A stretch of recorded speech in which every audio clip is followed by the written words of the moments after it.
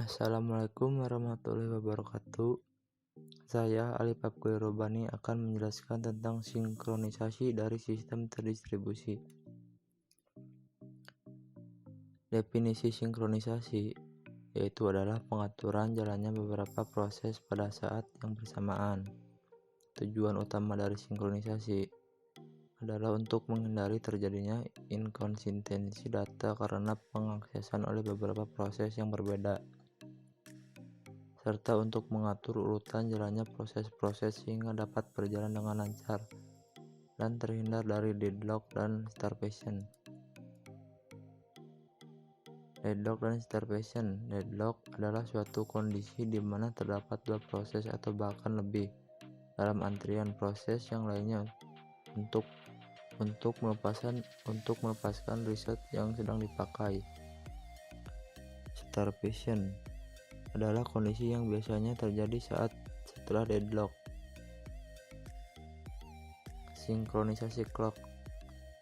Algoritma sinkronisasi dalam sistem terdistribusi memiliki beberapa sifat.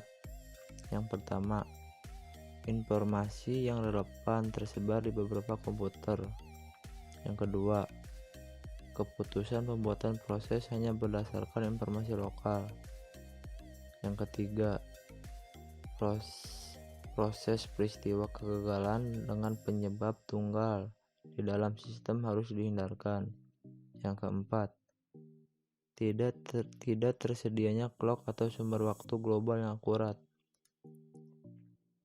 Sinkronisasi straightforward. Cara yang paling mudah untuk menentukan waktu adalah dengan bertanya langsung ke server waktu, yaitu Universal Coordinated Time atau UTC. Hanya saja akan banyak perbedaan dalam request, karena waktu merupakan dasar dari cara orang berpikir, dan akibat tidak adanya sinkronisasi clock juga sangat dramatis. Clock logika. Time ini menggunakan kristal quartz sebagai sumber frekuensinya.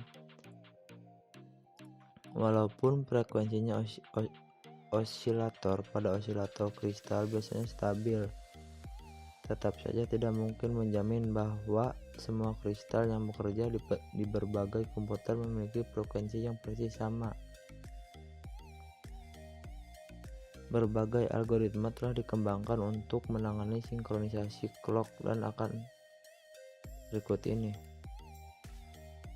Algoritma Lamport. Menurut Lamport, sinkronisasi clock tidak harus dilakukan dengan nilai mutlak clocknya, karena yang diperlukan dalam sinkronisasi proses-proses adalah urutan proses tersebut. Jadi yang dipentingkan adalah konsistensi internal clock, bukan apakah clock tersebut harus sama persis dengan waktu real. Clock jenis ini biasanya disebut clock logika. Pengurutan peristiwa. Sejumlah problem yang penting akan terpecahkan bila pengurutan peristiwa yang jelas dapat dibuat. Bahkan bila waktunya real tidak diketahui. Untuk mensinkronkan clock, logika Lamport mendefinisikan relasi yang disebut happened before. Ekspresi ini dibaca A terjadi sebelum B, dan artinya semua proses sepakat bahwa kejadian pertama adalah A, diikuti sesudahnya kejadian B. Clock fisik. Pada beberapa sistem, waktu clock aktual menjadi penting. Contohnya real-time system. Untuk sistem ini diperlukan clock fisik eksternal karena alasan efisiensi dan redundansi. Clock fisik jamak biasanya digunakan. Algoritma sinkronisasi clock. Frekuensi tick clock logika tergantung dari nilai yang dimuat ke counter.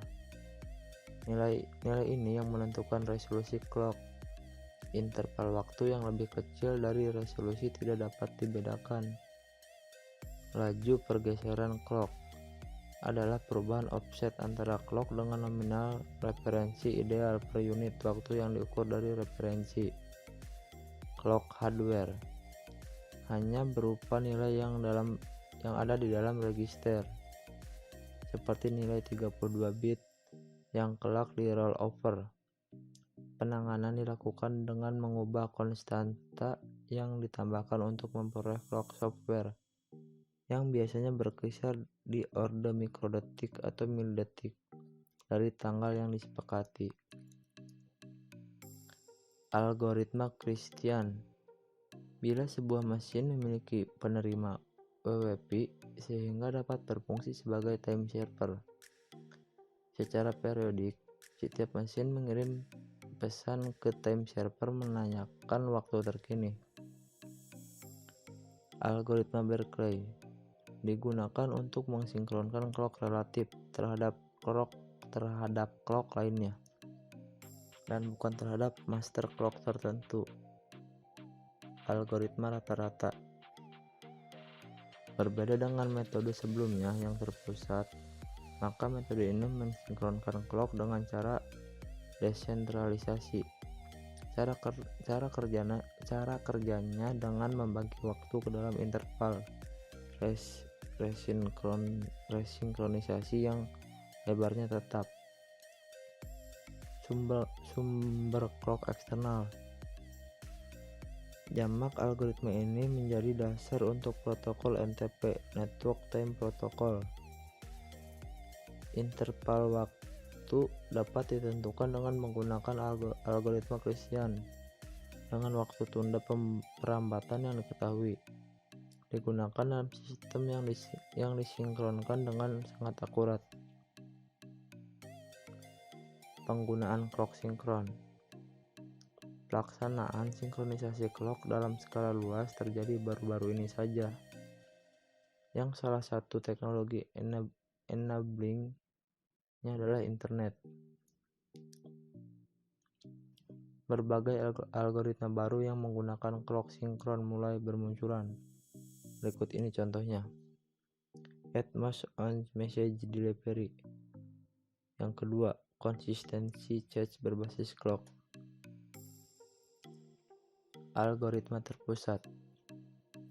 Pada algoritma terpusat, kondisi mutual exclusion mutek ditangani oleh sebuah proses yang dipilih sebagai koordinator untuk mengatur entry ke critical region.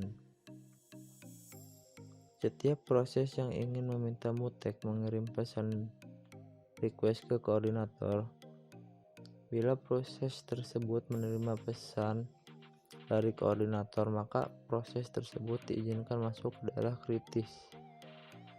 Sesudah keluar dari daerah kritis, proses mengirim pesan rilis ke koordinator dan melanjutkan eksekusinya. Algoritma tersebar. Algoritma ini bekerja dengan membuat sebuah proses yang ingin memasuki daerah kritis terlebih dahulu membuat pesan yang berisi nama daerah kritis yang ingin dimasuki, nomor proses, dan waktu terkininya. Algoritma token ring. Di sini digunakan sebuah jaringan bus dengan proses yang tidak berurutan. Melalui perangkat lunak, ring logika disusun dengan setiap proses ditetapkannya posisinya di dalam ring seperti pada gambar B. Posisi ring dapat dialokasikan dengan menggunakan urutan nomor, alamat jaringan, atau dengan cara lain. Perbandingan dari tiga algoritma yang tadi yaitu algoritma terpusat paling mudah dan efisien dibanding kedua algoritma yang lainnya. Hanya 3 proses yang dibutuhkan untuk masuk dan keluar dari daerah kritis: request, grant, dan release. Algoritma tersebar paling sensitif terhadap kejadian crash. Algoritma pemilihan. Banyak algoritma tersebar membutuhkan sebuah proses yang berfungsi sebagai koordinator, inisiator, sequencer, atau pelaksana fungsi khusus lain. Beberapa contoh koordinator pada algoritma mutual exclusion terpusat. Ada dua algoritma pemilihan yang akan dibahas untuk dua jenis konfigurasi sistem tersebar. Yang pertama, algoritma Bully. Yang kedua, algoritma ring. Algoritma Bully, bila sebuah proses mendapatkan koordinator tidak lagi menanggapi request yang dikirim, maka proses pemilihan akan diinisiasi.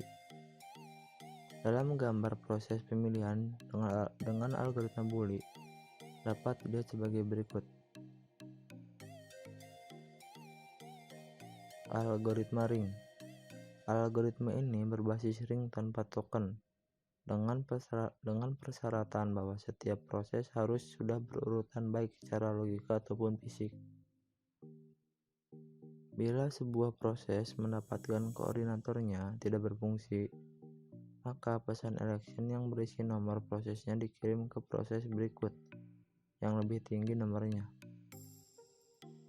Sekian dari saya, mohon maaf bila banyak kekurangan. Wassalamualaikum warahmatullahi wabarakatuh.